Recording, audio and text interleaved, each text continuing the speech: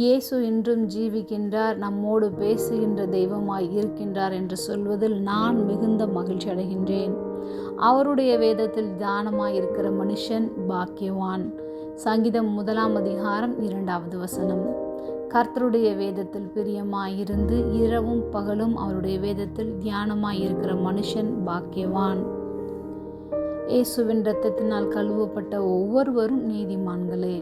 தேவனுடைய சத்தத்தை கேட்டு அவருடைய சித்தத்தின்படி செய்வார்கள். அவருடைய வார்த்தைக்கு செவி கொடுப்பதையே விரும்புகின்றனர். தேவனுடைய வார்த்தைகளை இரவும் பகலும் தியானிப்பவர்களுக்கு தேவன் தம்மை குறித்து வெளிப்படுத்துவார். நம்மை குறித்தும் நம்முடைய குடும்பம், எதிர்காலம் எல்லாவற்றையும் குறித்து தம்முடைய திட்டங்களையும் வெளிப்படுத்துவார். தேவனுடைய வேதத்தில் பிரியமாய் இருக்கிறவர்கள் அவருடைய ஆலோசனையில் நடப்பார்கள். அவர்கள் நீர்க்கால்கள் ஓரமாய் நடப்பட்டு மிகுந்த வலிமையுள்ள மரத்தை போலும் இருப்பார்கள். ஏற்ற வேளையில் பலன் தருவார்கள். இலைகள் உதிராமல் இருக்கின்ற மரத்தை போல் அவர்கள் செய்கின்ற செயல்கள் எல்லாவற்றிலும் அவர்களுக்கு தேவனே ஜெயத்தை கட்டளையிடுவார்.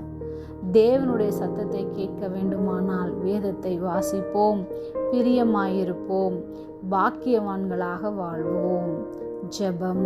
அன்பின் பரம தகப்பனே, எப்பொழுதும் எங்களோடு கூட இருக்கிறவராகவே இருக்கிறவரே, உம்முடைய வேதத்தில் பிரியமாய் இருந்து அதை தியானிப்போம்.